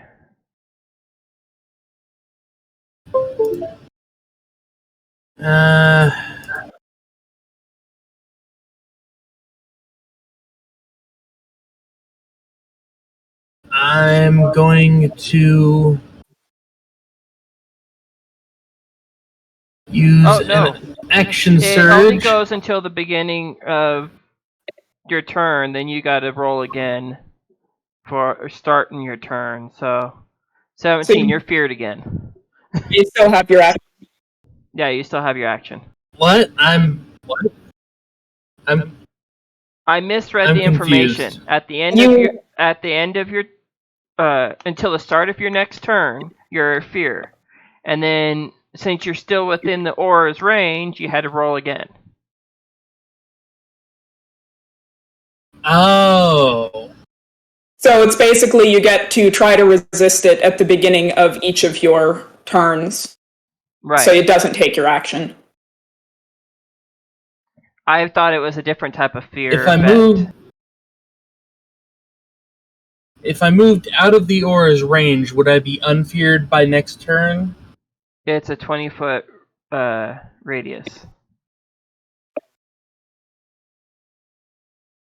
So that's not what I asked. Right. I'm just saying you have to be outside of 20 feet from them. That's not a problem. You will take an attack of opportunity, though.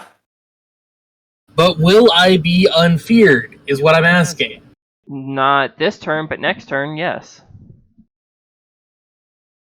Right, okay. Then I'm going to take a disengage action and move the fuck away. Okay. Which is what I would have done last time if I had understood what was going on.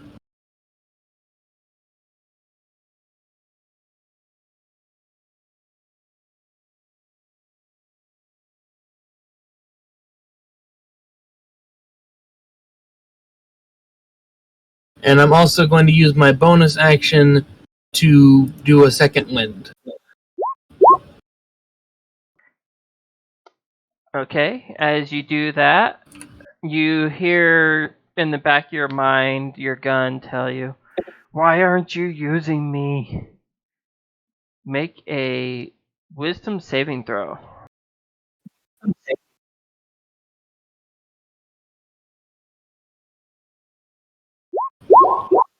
Oh, you save it just fine. No problem. It just feels like an itch in the finger telling you to pull that trigger.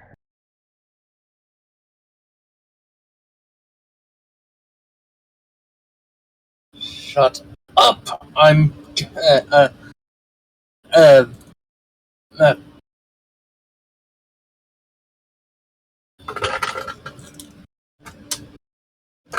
I lost all my words all of a sudden. That's Basically okay. tell it to shut up. Shut up. I'm doing this to be able to shoot better. Do you end your turn? Or shut up, I know what I'm doing. Yeah. I mean I took a disengage action, a move action, and a bonus action, so that's all I got. Kayla. All right. She is going to cast Guiding Bolt at 2nd level. So You that are is within melee range, so that's a disadvantage. Okay. Okay.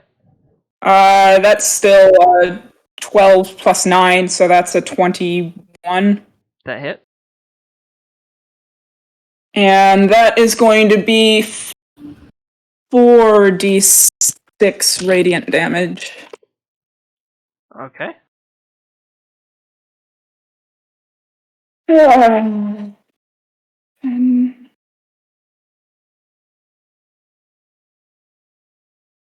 20 points of radiant damage. And seeing that 20 points of radiant damage pierce the skull of this fiend, Ari feels very And that's proud. without. That's without. Right. Ari feels very proud for her sister and notices that she has another use of her smite. Excellent. Well, I know what I'm doing. I know what she's doing on her turn. Does Kayla do anything else? I am going to.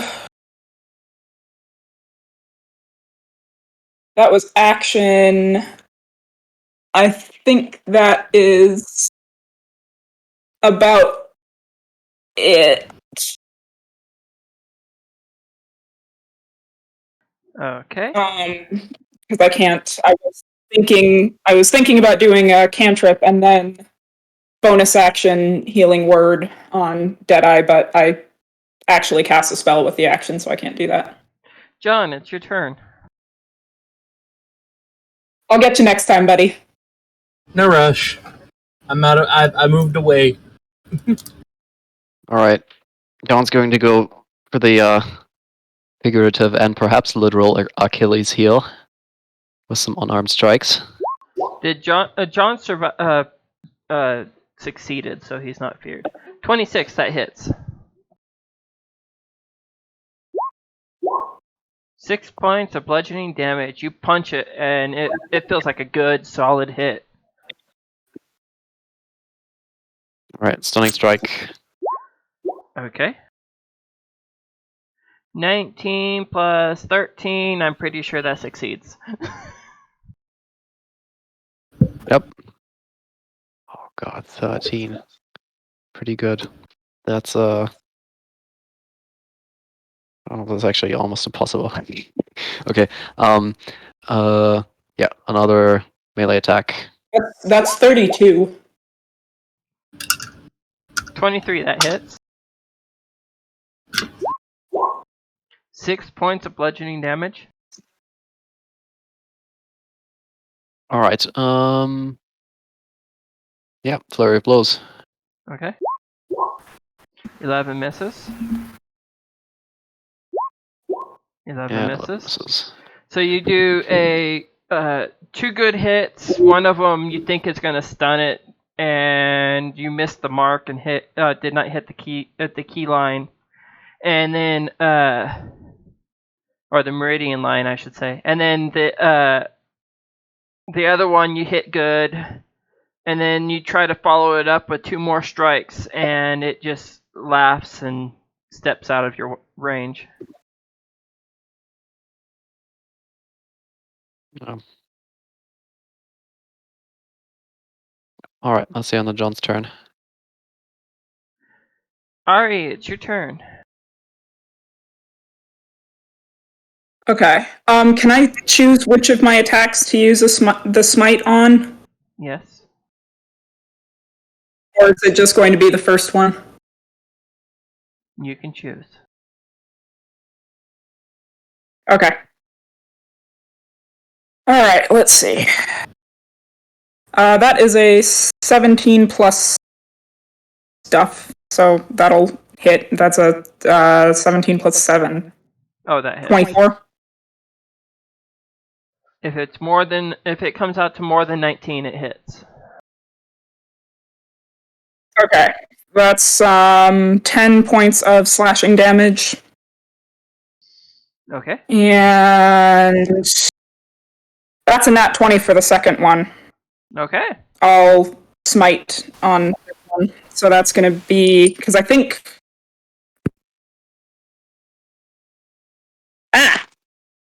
Crits double the smite damage too, don't they? Yes, it doubles the dice rolls. Okay. That's... would normally be... How much did you roll for the regular sword attack?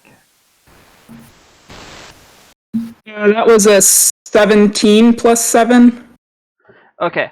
You are flying about as high as its head, and you decapitate it with a radiant blast of energy. And it disintegrates. I don't even need to smite then. No, with your smite. Oh man, I was gathering my d8s. It was with your smite that it happened. Oh, okay. Okay, I didn't even roll the smite. You didn't have to. It was close enough that I was like, you know what? Okay. It's almost impossible for this to not kill it. Yeah, so. It was gonna be like, it was gonna be a lot of d8s of radiant damage. It was gonna be... Yeah, because I was doubling radiant plus because of the plane of existence that you guys are on. Yeah, the portal is slowly closing. It was gonna be a stupid...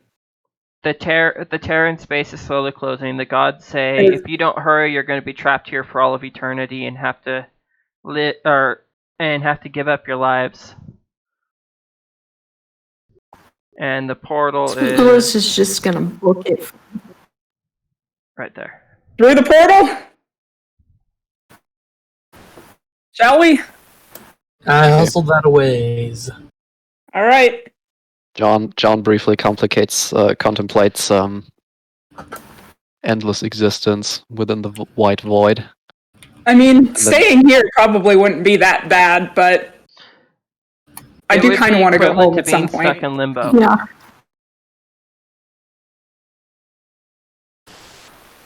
Yeah, but then he thinks better of it. He is only human after all. Or rather, Back half into the elf. hellish fray. And Okay. wordlessly hurries to the portal. You guys go through the portal, and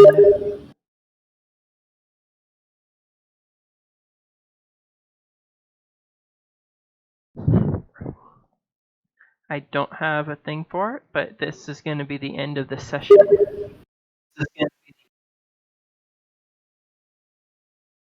Okay. We'll pick up with you guys appearing in the next plane. Cool. Fun times. You guys defeated a pit fiend.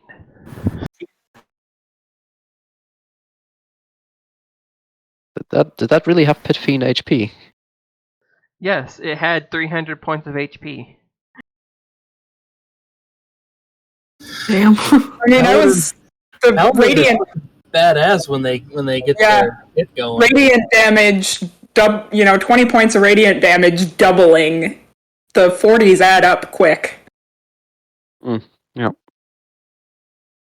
I was like, it would kill them if they fought it outright. That last one. Actually, thinking about it, the number of people in the party and the fact that I was nerfing its attacks a little bit, it could have actually been killed without me doubling radiant damage. You probably would have lost one person, though. That last smite was going to be like 10d8 radiant damage or something like that. Yeah, it was going to bring a world of pain. Yes, no, smites are nuts. if they crit. Okay. Ari has an option to make before the start of next session because she hears in her mind, because I'm still on recording, so I'm letting you know this on recording. She hears in her mind the moon goddess say, I can change, or you can take and start the path of cleric, but you'll have to give up all but one level of your paladin to do so right now. And then she'll be able to use her paladin abilities as level 1 like normal.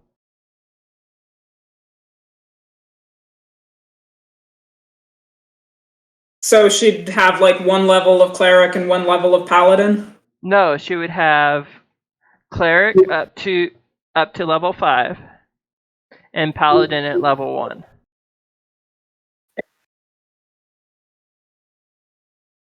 I think I'm gonna stick with where she's at right now. And then next level up, we'll take a level of the Twilight Domain cleric. Alright, she can use her abilities as if she's a level 1 paladin, but her character's level is still level 6. Okay, so she's got her level 1 spells back and everything. Yes, everything Just as none of if the at level 2. 1. None of the so as if she was a brand new level 1 paladin. That's the skills that she can use. Okay. Everything else is stuck at or stuck in the ether. But she can, so as if she's a level 1, whatever her lay on hands would be as a level 1 and all that. Okay, that's less than what you had said earlier, which was half. Right, but she's getting the full use of her smite and everything because of it. Okay. So everything that was available to a level 1 paladin is available again. But except for the lay on hands, that is at half of her ability. So so she's losing the aura and everything as well? You can make the choice. Like the passive. Does she get the ability to use her smite and her spell slots of level 1, or does she keep the aura? I'll leave the choice up to you. I think she's gonna keep that aura just because that's more in line with the protect everybody else. Okay. So she does not get her level 1 spell Personality. slots back. She just keeps everything the way it was. And depending on what's going on, might get to use her spell slot. Okay. That's fine. So I'm just kind of back where we started with the passive ability. Okay. That's fine. And I feel like the bonus to you guys on saving throws is more valuable.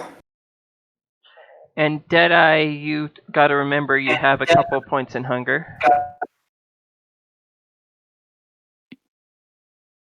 Yeah, I've got that noted down.